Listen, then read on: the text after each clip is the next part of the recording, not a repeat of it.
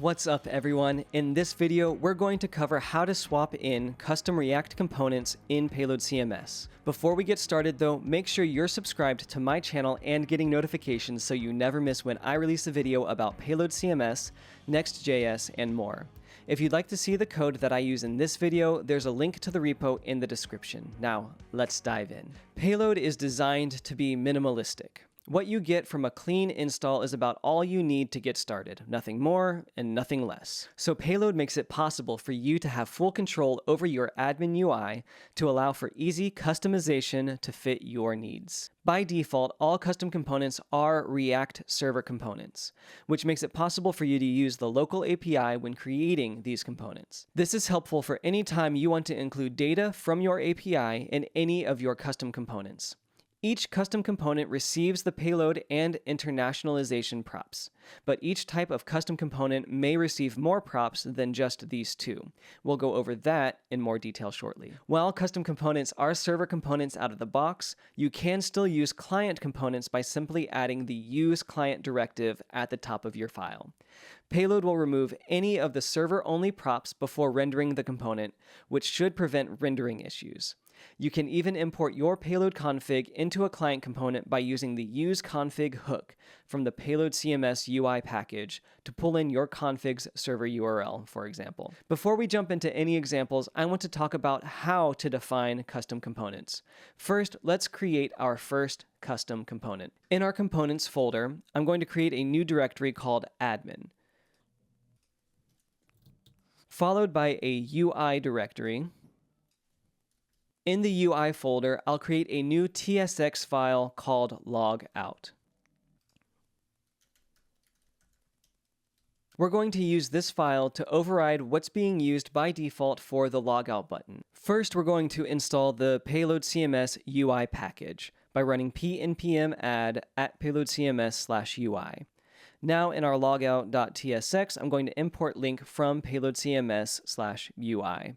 This is the link that Payload CMS provides to show the route transition bar at the top of the page. So now we're going to export a const called logout. We'll open up the constant and return a link with the href set equal to our admin logout route here. And in a moment, we'll add a few other options to match the default styles of Payload. If you have an icon you want to use for your logout icon, you can include that here, but I just found a power icon from Vercel's style guide, which will work for this example. I'll use that by pasting in the SVG code between my link component. Please note, if you copied this from a website, you may need to adjust a few of the HTML attributes to match the requirements of JSX. For example, I updated the attribute fill rule in kebab case to be in camel case so I didn't get any errors in the code. Now, to help with accessibility, I'll add an ARIA label of logout and a tab index of 0 to the link. So I can do that by adding an ARIA label and set that to be equal to logout. And then after that, we can add a tab index set to 0. So now we'll set a class name and set that equal to nav logout, which comes from Payload's styles. Now this component is done. Each type of config file allows for you to add a components property in the admin config option. That means we can go into our admin config option that already exists in our payload config file and add a components property and open a new object. So we'll go to payloadconfig.ts. We'll go to our admin property here and then add a components property as well. Now here you have some options. We'll dive into the individual component level options as we go through the video, but for now we'll just include logout followed by button, which will take a string, which will be components, admin, UI, logout.tsx, and then we'll use the hash sign here and use logout. Now, before we load up our admin dashboard to see if this works, we may need to run payload generate import map and then run pnpm dev and refresh our admin UI. And we can see here down at the very bottom left-hand corner, our logout button has changed to a power button. And so as you can see, this works just fine, but this isn't how I prefer to do this type of import. Instead of a string value, I like to use an object and include the path to the file with the # to indicate the export. You can get even more explicit here and remove the export name from the string and use the export name property for the actual component name. So let's try each of those out. So for the button, we can create a new object, and then here we'll do path. And if we save this and refresh, nothing changes, and our logout button is still there. And then if we wanted to, we could include export name as logout and remove it from the path, save and refresh, and we see nothing changes there either. As you can see, all three of these options work just fine, but I prefer using the path only in the object because it can result in cleaner code. And then we can also add both server and client props to the same object if needed to later. So I will remove export name and leave path and include our export name there in the path. And as you can see, client props and server props are also available in this object. The last thing you should know about custom components is that whenever you add or change how a custom component is referenced, an import map is generated. This is what keeps track of what custom components have been created to be used by Payload CMS to ensure that the proper component is rendered exactly where it needs to be. This should happen automatically without issue when you run npm dev and whenever hot module replacement runs.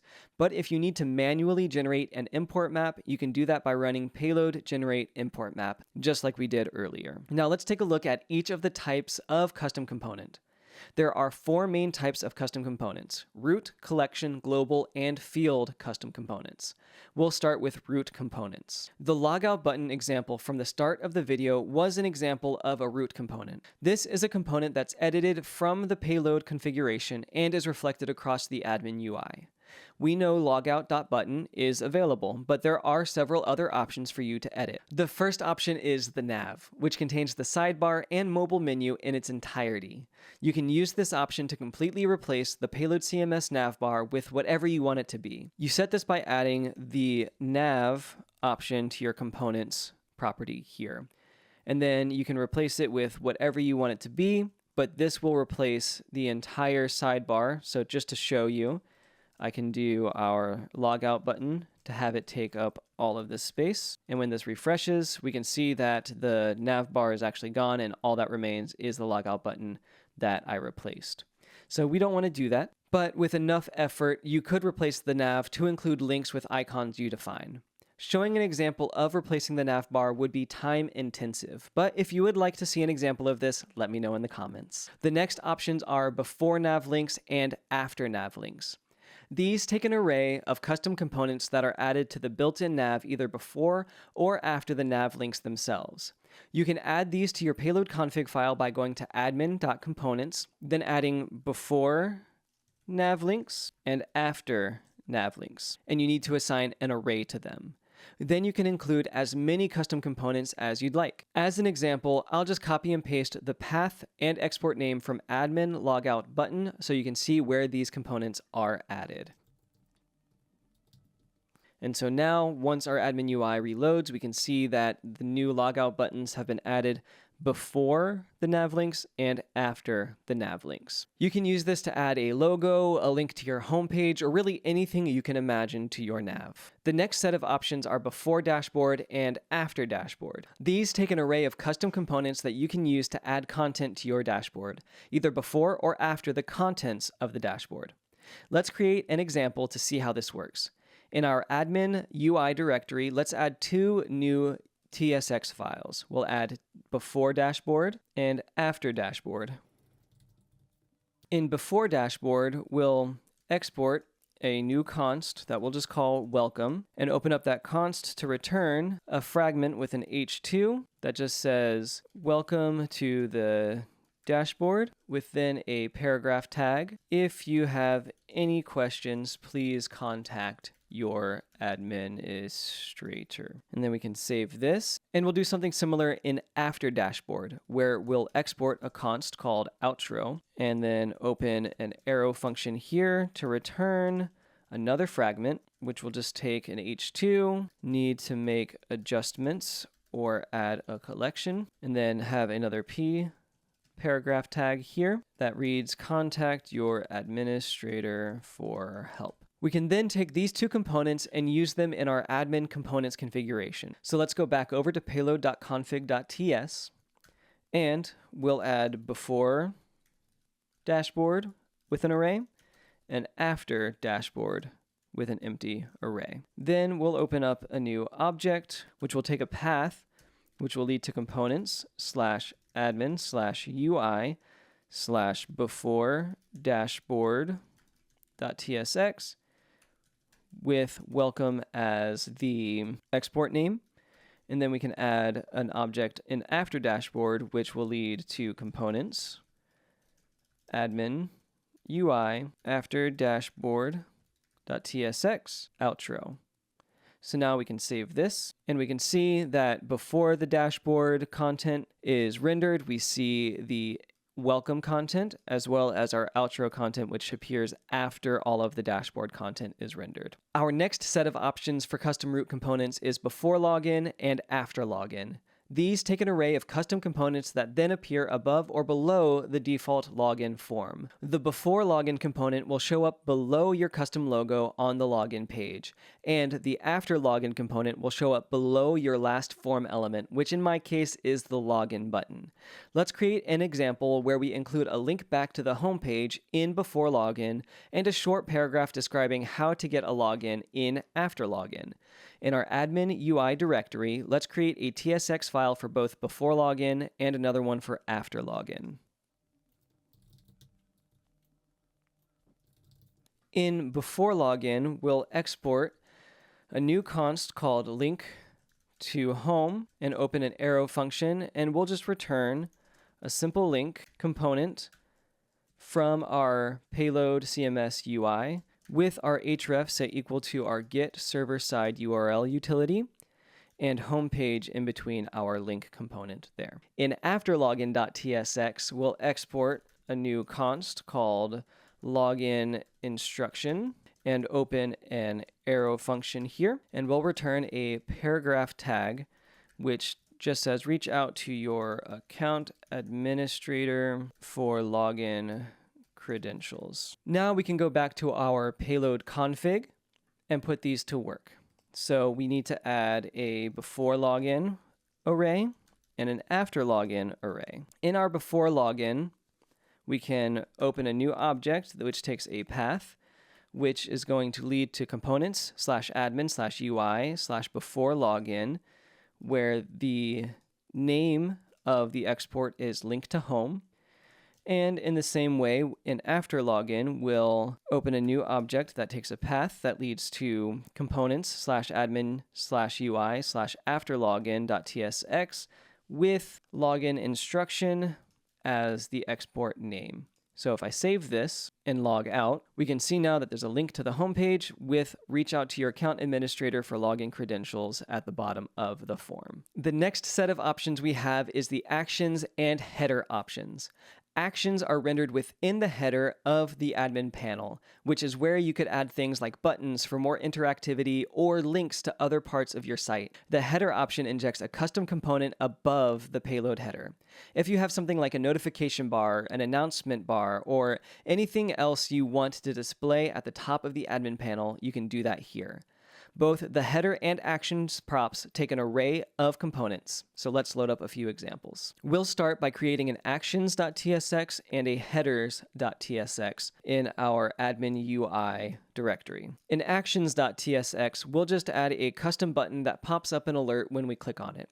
Since we'll be using window.alert, we'll need to add the use client directive to the top of the file. Then we can export a new const called alert action and open up an arrow function and just return a button with the onClick attribute that returns the alert hello, and the button will just read alert. We'll actually change that to this is an action, just so we can see it very clearly. In our header.tsx, we'll export a new const called banner and open up an arrow function. And here we're going to return a div that has a paragraph tag that just says this is a global banner. When we save this, we can log back in, but we don't see anything new pop up here. But that's because we did not add actions or header to our custom components here. So I can add actions as an array, and then header as an array. And actions will take a path that will be components/admin/UI/actions.tsx, with the actions export name being replaced by alert action. And then header can also take a path, which will be components admin UI header. And then instead of header, we can set the export name to be banner. So now when we save this, we see now that there is a button at the top that says this is an action, as well as a banner up here that says this is a global banner. So of course we could style this to look more attractive, and this button is really nonsense, but if we click on it, we can see that window.alert pops up. So we can hit close there. So now as we navigate through our admin UI, we can see that this is an action and this is a global banner appears on every screen. Another use case for actions is to add a logout button to the header. That sounds way more useful than what we're doing right now, so why don't we change out the action button to be our logout button? We'll simply copy and paste our path above, which already changes the logout button. So I can come to afterNavLinks, copy that, and then paste it to where we have the action. And then after we refresh, we see this is an action, goes away, and all that remains is the logout button there in my actions. The last set of root custom components we'll go over is the graphics icon and graphics logo custom components. These are the props you'll use to replace the bug icon that shows up in the dashboard header, as well as the logo that's on the login page. They do not take an array, so you'll only include a single object or string to configure these. Currently, I have my logos as files on my computer. Instead of manually uploading them to my Cloudflare R2 storage, why don't we create a new global called logos, where we can store these and call them in a custom component using the local API. Let's go down to our globals directory and add a new directory called logos, where we'll have a new TypeScript file called config. And at the top of the file, we'll import global config from payload, and then export a new const called logos and assign global config to it, and then set it equal to an empty object. We'll add slug and call it logos, and then add an admin group and set that to be media. And then we'll need to add some fields, so we can set that to an empty array. The fields will all be upload fields. So we'll create one field and paste it 3 more times. So we'll do type upload, and then set the name to be light mode icon, and then relation to media. Now let's paste this 3 times, and then change light mode icon to light mode logo. Change light mode icon here to dark mode icon, and then this one to be dark mode logo. Then we can hop over to our payload config and add logos to our globals. Once the dashboard reloads, we can see a new section called media and logos as a new global in that section. Now we can click into that global and add all our logos. I have a set of images for our light mode preference and a set for dark mode, and I'll add those now. When I did this, I got an error when uploading my files. I needed to go back to my upload collection and add format options.format to my image sizes props. So when I set the format to be WebP, the error went away and my uploads succeeded. If you followed along with my video about upload collections, you may need to make this adjustment as well. Now that we have our logos in our database, let's create logo and icon TSX files in admin UI. In our logo.tsx, we're going to import type payload from payload so we can access our payload object and the local API. We'll then export a new async const called logo, and then open up an arrow function here. And this will take props payload with the type of payload, and we'll then create a new const called logos, which will be set equal to await payload find global with the slug of logos. And that will query our logos global to pull in all of our logo files. Next, we'll set 2 constants. One called light mode logo, and another one called dark mode logo. We'll set light mode logo equal to logos dot light mode logo and cast it as media.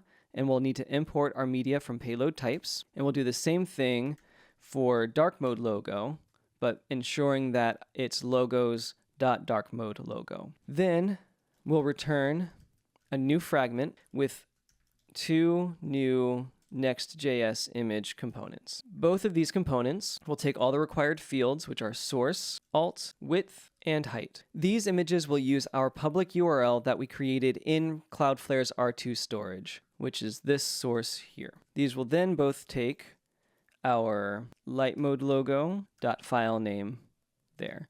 This one will be dark mode logo. And we'll do the same thing here with light mode logo alt, light mode logo width, which these cannot be undefined, so we'll use a non-null assertion there, and do the same thing with light mode logo dot height. And of course, in our dark mode section, we'll add dark mode logo instead of light mode logo. We'll then add a class name to each of these. In our light mode logo, we'll have light mode as the class name, and for our dark mode, we'll have dark mode for our logo. Now let's copy and paste this all over to our icon.tsx.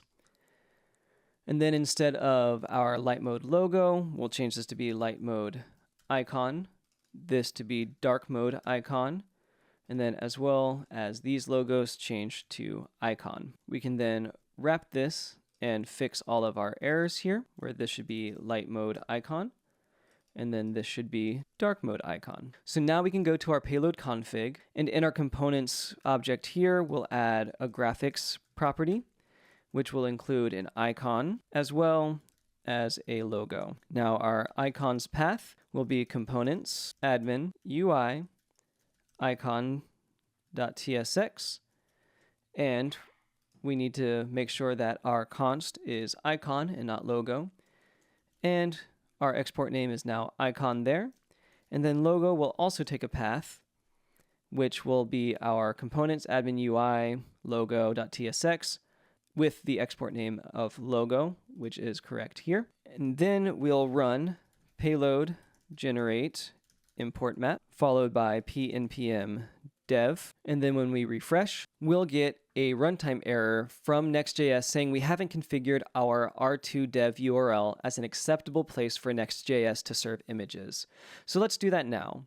We'll go to our nextconfig.mjs, and in here we need to pass in the images prop, which will take a remote patterns array.